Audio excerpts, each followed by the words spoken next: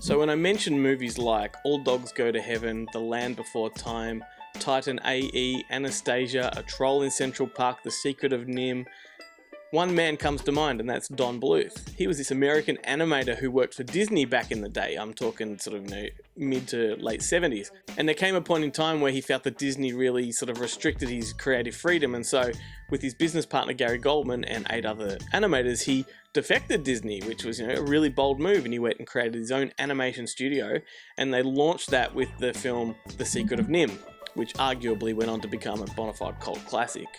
And in addition to all of those movies mentioned, he also made Dragon's Lair, which was that really influential video game in the 80s, which a lot of you probably saw recently on Stranger Things 2, when all the kids are in the arcade playing that amazing, really cartoony style video game, which kind of looked weird because it wasn't, pixelated or anything like that. It was animation. And that was really groundbreaking at the time, and there really hasn't been anything like it since. So even though I would say that The Secret of NIMH is his best film and that Titan A.E. is my favourite of his films, the one that holds the most sentimental value for me is actually An American Tail. Once again, this is one of those movies I remember going to the cinemas to see. I saw it in a little cinema in Montmorency in Victoria, Australia, which was a really tiny little cinema. It was the Ware Street Cinema. It was also called the Rotex Cinema, and so much of my childhood was spent in that little place. An American Tail is one of those movies that I remember so vividly. It was such a textual, sort of dark and wonderful, fabulous kind of experience. So it tells the story of the Mouskowitz family, which are a Russian or Ukrainian family of mice who, back in the 1800s, they migrate from the Ukraine to America via ship, and along the way, as they approach America, there is a storm and their little son Fievel is swept to sea and the family is separated. So presumed dead, the family, just completely sorrowful, have to move on with life, in the grips of depression.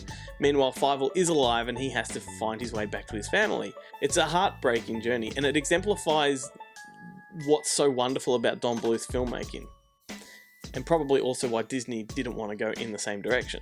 So his philosophy on these kind of stories was that children shouldn't be cotton wool, and we shouldn't be afraid to sort of skirt around the darkness. And so long as his characters have a positive outcome, then there's no limit to sort of the harrowing tales we can put them through, and the stories can go really dark and they can go really awful.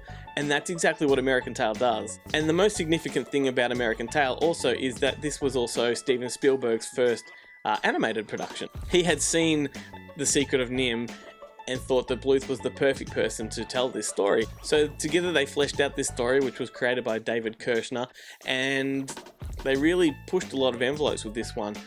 And at the same time, they also butted heads making this one because they didn't see eye to eye on it. Don Bluth wanted it to be much darker, Spielberg wanted it much lighter, and so they had to meet in the middle. And Don Bluth is on record saying that the film is just 50-50. It's half Bluth, half Spielberg. And I think that's kind of a good thing. And they went on to make one more film together, which was The Land Before Time, before they went separate ways. Spielberg persevered with the American Tail story. He created An American Tail, Fievel Goes West, which was the second sequel, and then there were 2 more sequels to come after that, as well as a TV show, while Don Bluth moved on to things like All Dogs Go to Heaven, Rock-a-Doodle, Thumbelina. And it's been a long time since I had watched the film, so I watched it recently, and one thing that really struck me, which is really authentic, something that Disney don't do, is that the music in An American Tail is really raw and the voices are really raw. And while Disney would have these actors in a studio recording some pristine soundtrack, Bluth had these little child actors singing almost tone deaf. And that's what's in the film, and that's what makes it so charming. You've got this kind of crackling boy's voice singing and this wavering sort of girl's voice singing, and they meet in the middle as the moon rises over the New York City skyline. and it just works so bloody well.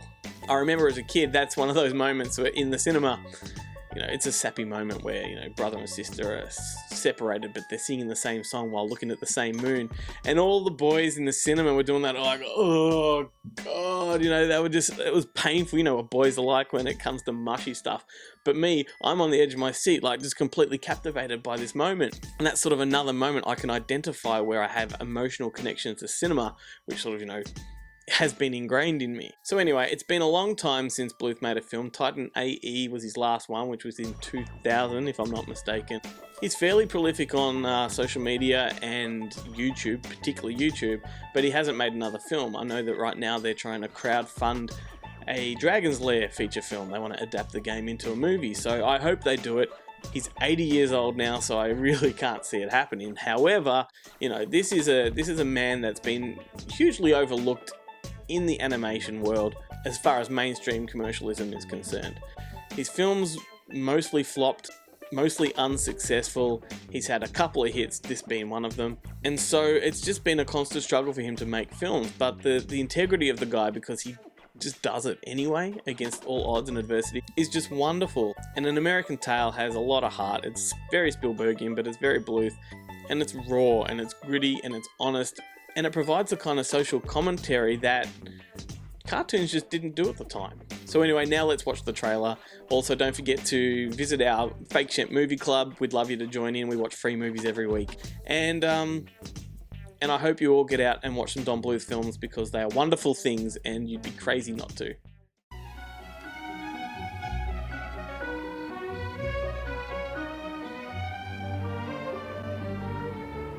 This holiday season, Universal Pictures brings you a very special motion picture experience. The first animated feature film presented by Steven Spielberg. An American Tale.